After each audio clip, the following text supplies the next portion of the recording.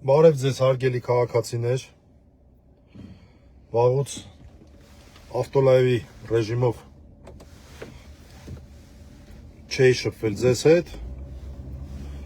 անհրաժեշտ համարեցի կարճ անդրադառնալ այսօրվա ընդդիմության նախաձեռնած ազգային ժողովի լսումներին, քաղբանտարկյալների վերաբերյալ, ուզում եմ ջերմորեն ողջունել այս նախաձեռնությունը, հայտնեմ, որ ցավոք անձնապես չկարողացա մասնակցել, որտեղ քաղաքական գործերով դատերի էի, հետո դասի էի, ֆիզիկապես, պարզապես չկարողացա մասնակցել, որոշ ելույթների հետևել եմ, այսօր մենք լիազորել էինք, որ 5 իրավապաշտպանների անունից մեր ընկերը Վարազդատը Հարությունյան խոսի, բայց հասկացա, որ ոնց որ թե չի ստացվել ելույթը, որովհետև ինքն էլ ժամանակային խնդիր ուներ, բայց այն հիմնական միտքը, որ մենք ուզում էինք հանրությանը ներկայացնենք, հարցի ձևով Էլինար Վարդանյանին, հիմնական զեկուցողին ներկայացվեց եւ կարևոր ենք համարում, որ սրա մասին հնարավորինս շատ խոսվի, Վարազդատն էր խոսել, մենք հաճախ ենք սրա մասին մեր ներքին քննարկումներում խոսում, այսօր տեսա, որ մի քանի այլ անդրադարձներ եղավ այս հարցին, որ համակարգային քաղաքական հետապնդումներին անպայման հակազդելու ձևը պետք է լինի համակարգային, այսինքն համակարգին համակարգ, եւ դա կարող է լինել քաղաքական ուժերի կոնսոլիդացիայի արդյունքում, մենք առաջարկում ենք նաեւ իրավապաշտպանների ներգրավմամբ որոշակի ձևաչափ ստեղծելը, որը ուղիղ կզբաղվի քաղաքապետարների հետ կապված հարցերով։ Նույնիսկ մենք մտածել ենք որոշակի դետալներ դրա հետ կապված, մասնավորապես ուղղություններ, թե ինչ ուղղություններով պետք է զբաղվեն, այսինքն կոնկրետ աշխատանքային խմբերի ուղղությունները։ Օրինակ ամոթալի է բոլորիս համար, որ մենք այսօր սկի չունենք քաղաքապետարների ամբողջական անվանական ցանկ։ Դա ամոթալի եմ համարում։ Էլ ուր մնաց ընդհանրապես քաղաքական հետապնդումների ենթարկված անձանց կամ ենթարկվող անձանց ցանկ, որտեղ դրանք շատ են։ Անընդհատ քաղաքական հարցերով դատավարություններ են լինում, այսօր էլ այդպիսի դատավարություններ էին, մարդիկ հաճախ լինում են ազատության մեջ եւ արդեն հանրային հետաքրքրությունը կտրուկ նվազում է նման գործերի հետ կապված, բայց այդ մարդիկ շարունակում են լինել քաղաքական հետապնդումների ներքո։ Մեկը ինչ որ խափաման միջոցի ներքո է լինում, նույնիսկ կարող են մարդիկ խափաման միջոցի ներքո չլինել, բայց դա ոչինչ չի փոխում։ Քաղաքական հետապնդում է, որտեղ Դամոկլյան սրի պես կախված է մարդու գլխից, կարող է մեղավոր ճանաչվել, կարող է անգամ արդարացվել Արաչյացյանում վերաքննիչ դատարանը, Բեկանի որոշումը, մի խոսքով քաղաքական հետապնդումը տենց է լինում։ Եվ ամոթալի է, որ մենք անգամ քաղաքապետարների վերջնական կազմը ցուցակը չունենք։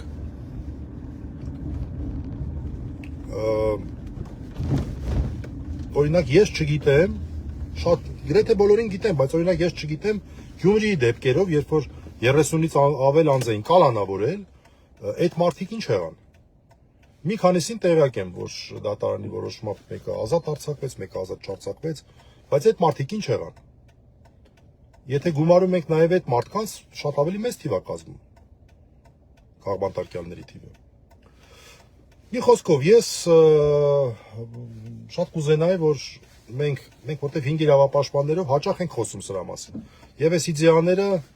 ճիշտ է, հարցի ձևով Վարազդատը շատ բաներ ներկայացրեց, բայց նաև որոշ դետալներ փորձեմ ավելացնել, որ մի քանի աշխատանքային խմբեր լինեն, որոնցից առաջինը զբաղվի հենց քաղաքապետարի սահմանման մշակմամբ, մեր կոնկրետ իրավիճակից ելնելով իհարկե միջազգային չափորոշիչներից ավելի տեղայնացմամբ, կոնկրետացմամբ եւ այդ սահմանման հիման վրա յուրաքանչյուր դեպքում որոշում կամ եզրակացություն տա կամ դիրքորոշում տա, թե կոնկրետ դեպքում մենք գործ ունենք քաղաքական հետապնդման հետ, թե ոչ եւ ինչ պատճառով, ոչ թե պարզապես մենք համարում ենք քաղաքմարտարկել, չէ, ինչու, որտեղ է այստեղ տարբերակված մոտեցումը, որտեղ է այստեղ կոնկրետ դեպքում, որտեղ է այստեղ քաղաքական բաղադրիչը ամենակարևորն է, որ մենք հասկանանք, թե քաղաքական բաղադրիչը որն է։ Մի դեպքում դա կարող է լինել ընդդիմախոսներին լրացնելը, մյուս դեպքում նույնիսկ կարող է լինել ինչ որ, չգիտեմ, պաշտոնի աթոռ ազատելը, որպեսզի յուրայիններին բերեն այդ աթոռին նստացնեն։ Երրորդ դեպքում կարող է լինել, չգիտեմ, եկեղեցու պարագայում ազդեցիկ հոգևորականներին որոշակի ժամանակով կամ երկար ժամանակով չեզոքացնել, այսինքն պարտադիր չի քաղաքական գործունեությամբ զբաղվի։ Մի խոսքով քաղաքբանտարկյալի սահմանում տալը տեղայնացնելով միջազգային չափանիշները եւ յուրաքանչյուր դեպքում եզրակացություն տալու, դիրքորոշում հայտնելու, հեղինակավոր դիրքորոշում, որ կոնկրետ այս մարդը հանդիսանում է քաղաքբանտարկյալ։ Երկրորդը միջազգային կառույցների հետ աշխատանք, որ այսօր շատ է խոսվել, իդեպ այսօր շատ արդյունավետ էր վստահ եմ քննարկումը, մի քանի ելույթներ, հատկապես Արմեն Աշոտյանի ելույթը լսեցի, որ շատ կարևոր առաջարկներ էին, Նարեկ Սամսոնյանի տիկնոջ ելույթը լսեցի, որ Նարեկի խոսքներ ներկայացնում, մեր Աստղիկի ելույթը լսեցի, իրականում շատ նաև բովանդակային առաջարկներ կային, բայց մեր պատկերացմամբ այստեղ աշխատանքային խմբերից մեկն էլ պետք է ուղիղ զբաղվի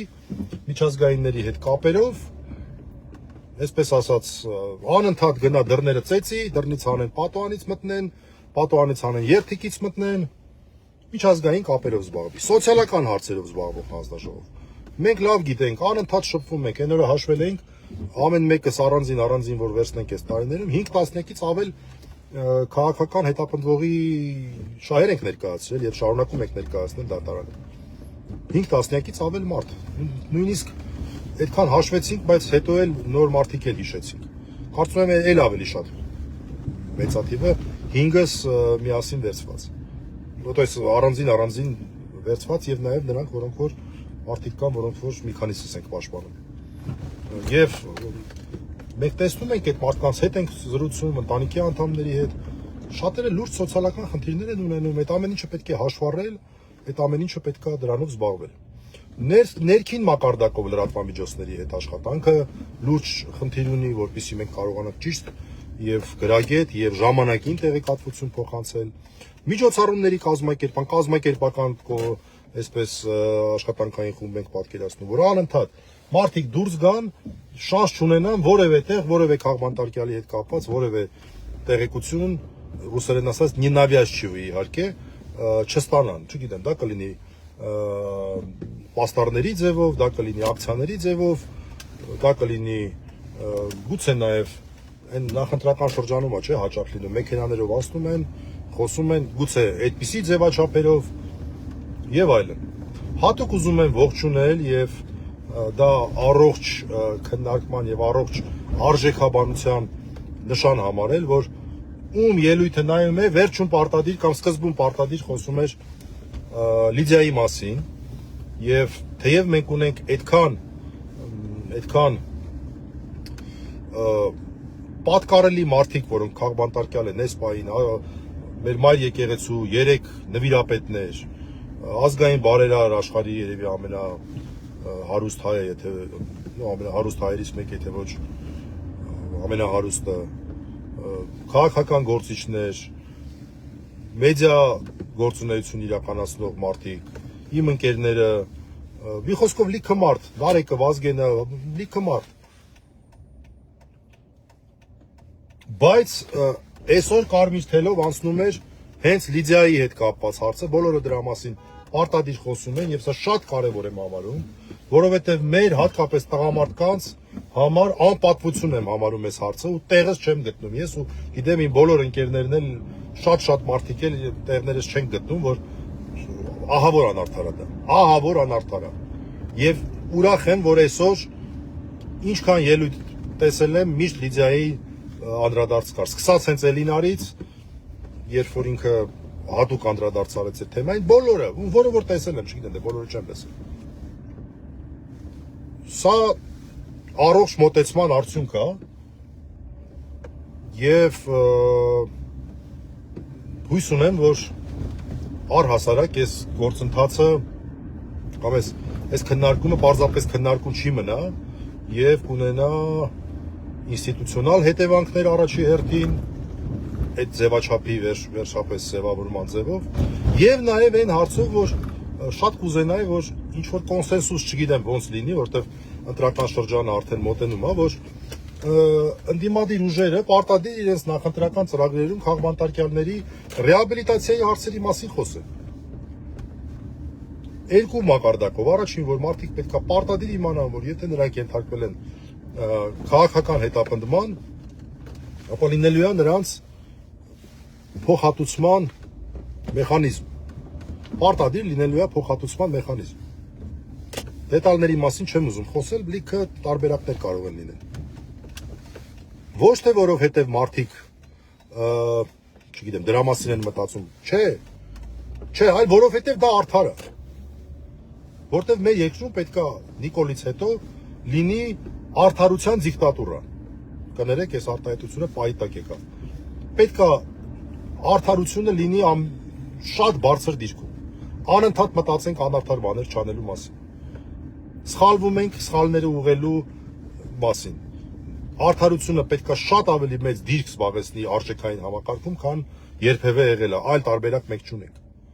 Եվ արդար է, որ այս մարդիկ ստանան հատուցում։ Արդար է, որ իրենց ընտանիքները ստանան հատուցում, որտեղ մարդկանց ընտանիքների մասին քչերն են տեսնում։ Օրինակ այսօր կարևոր էր, որ Լուսինեն Նարեկի կինը եկավ եւ խոսեց։ Քաղբանտարկյալներից, եթե ոչ բոլորի, ապա մեծ մասի հետևում ընտանիքներ են, երեխաներ են, արցունքներ են, ցավը, այդ մարդիկ պետք է հանրության աչքի առաջ լինեն նաև եւ ողջունում եմ դա։ Դա շատ կարևոր է։ Եվ երկրորդ բաղադրիչը, որ կուզենայի ընտրական ծրագրերում անպայման լինեն, դա այնա, որ պետք է անպայման ապահովել պատասխանատվության անխուսափելիությունը այն բոլոր մարդկանց համար, ովքեր որ այս քաղաքական հետապնդումների այս շղթայի մեջ մասնակցել են։ Այդ մասով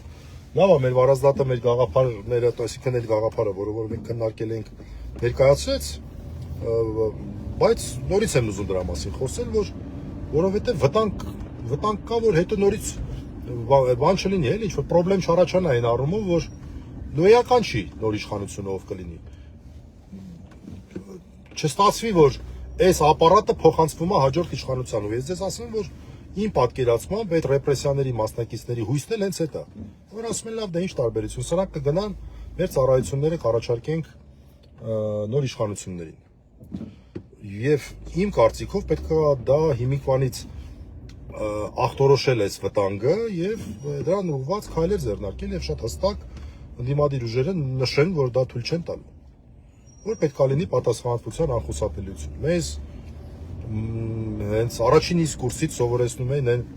կարևորագույն դրույթը, որ կարևորը ոչ թե պատասխանատվության խստությունն է, այլ անխուսափելիությունը։ Եվ այո, ստեղ միանշանակ այդ սկզբունքը գործում է, որ մարդիկ իմանան, որ կարևոր չի շատ խիստ լինելու, թե պարզապես խիստ լինելու, թե ոնց լինելու, բայց մի օր իրանք պատասխանատվության ենթարկվելու են, լիքը բաներից իրանք հետ կկանգնեն։ Այդ ժամանակ մենք չենք ունենա, չգիտեմ, մեր ձևով ասելու համար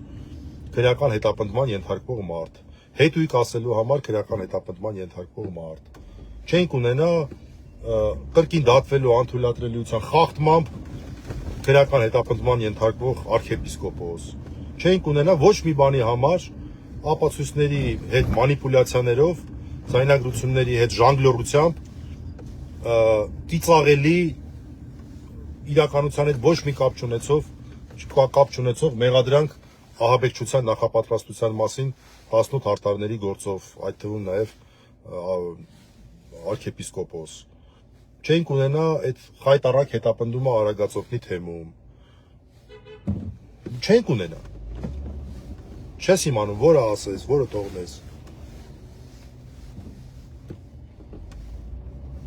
Սա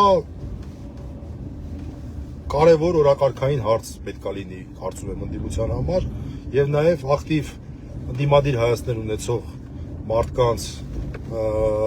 ինչ որ առումով նաև գործն է, որպեսզի նրանք այս օրակարգը ձևավորեն, այս հանրային պահանջը ձևավորեն, որն էլ ընդդիմադիր ուժերը արդեն իրենց ընտրական ծրագրերում իրենց պարտավորվածքը զգան սպասարկել։ Այս հարցը պետք է լինի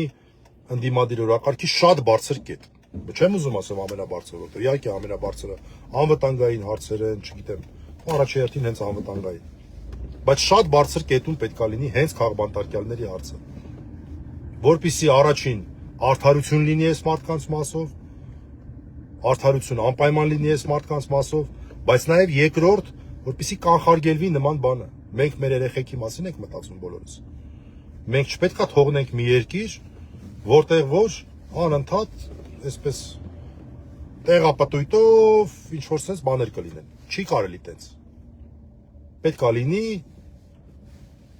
իրավիճակ, որ որևէ իրավապահ, որևէ դատավոր օրինակներ ունենա իր աչքի առաջ, որ չեմ կարա սա անեմ, չեմ կարա սա անեմ, այ ընկերներ։ Ինչ ուզում եք անել, ռուսերեն ասած խոճուբեի, չեմ կարա անեմ, չեմ անելու, որտեղ տեսել են, թե ոնց են մարդիկ պատասխանատվության ենթարկվել։ Այս վիճակն է պետք ստեղծել մեր երկրում։ Այսքանը ես էլ տեղ հասա, շնորհակալություն, հաջողություն։